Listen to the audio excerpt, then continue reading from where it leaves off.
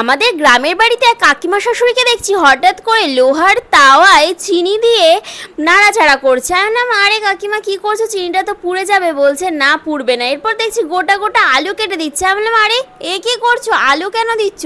বলছে আসলে এটা দিয়ে একটা কাজ হবে। আমি বললাম কি কাজ হবে?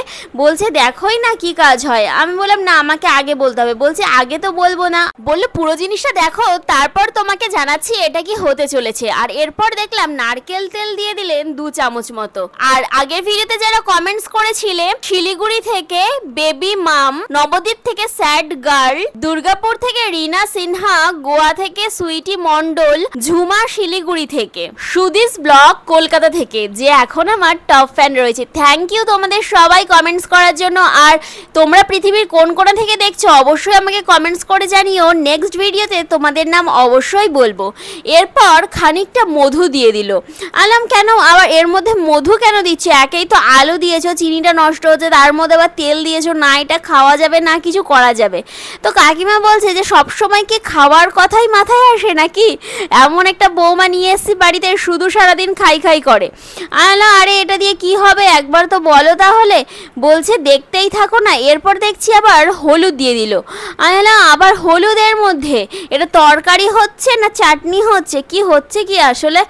বলছে এত বকবক না করে চুপ করে দেখো। আমি বললাম ঠিক আছে চলো চুপ করে দেখি, তুমি যে স্টেপ বাই স্টেপ বলতে থাকো আর এটা দিয়ে কি হবে সেটা বলো। এরপর দেখছি কফি দিয়ে দিচ্ছে। আরে কফি দিচ্ছ কেন? বলছে এটা দিয়ে এমন একটা জিনিস তৈরি হচ্ছে যেটা আমরা এই গ্রামে যেহেতু থাকি, সূর্যের আলোতে সারাদিন মাঠে ঘাটে কাজ করতে হয়, তাই তার জন্য তো প্রোটেকশন দরকার। আমি বলছি আরে এটা খেলে কি শরীর ঠান্ডা থাকে? তাহলে তো আমি বাড়িতে গিয়ে এভাবে সবাইকে শরবত বানিয়ে দেব। বলছে না না শরবত কেন বানাবে, এটা দেখো কি হচ্ছে, তারপর একবার বলবে আমাকে যে কেমন জিনিস তোমাকে শেখালাম। আমি বললাম ঠিক আছে। এরপর যখন এটা কালার চেঞ্জ হয়ে আসলো, এর মধ্যে দিয়ে দিল 3-4 চামচ দুধ দিয়ে, এরপর নাড়াচাড়া করে ভালোভাবে মিশিয়ে নিল।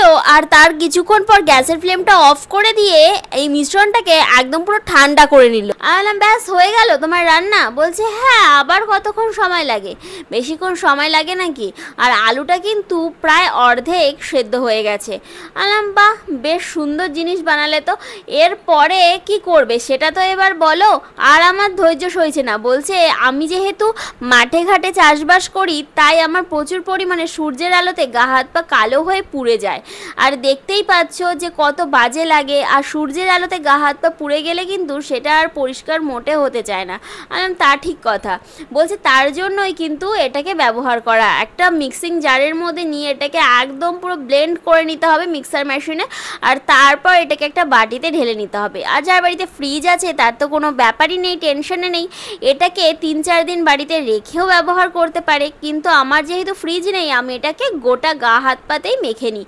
সপ্তাহে আমি 3 থেকে 4 দিন এগুলো ব্যবহার করি। আমি বললাম বাহ, তার জন্যই তোমার স্কিনটা এত সুন্দর না? সত্যি কথা বলতে কাকিমার স্কিন একদম ঝা চকচকে আর এত সুন্দর টান টান, কি বলবো তোমাদের। যাই হোক, আমি ডিফারেন্স বোঝানোর জন্য একটা হাতে কয়েক সেকেন্ডের জন্য আমি একটু মাসাজ করে নিচ্ছি। 1 মিনিটও হয়তো হবে না, জাস্ট কয়েক সেকেন্ড আমি মাসাজ করে তোমাদেরকে রেজাল্টটা দেখাচ্ছি। তোমরা জাস্ট দেখলেই বুঝতে পারবে দেখো কতটা ডিফারেন্স।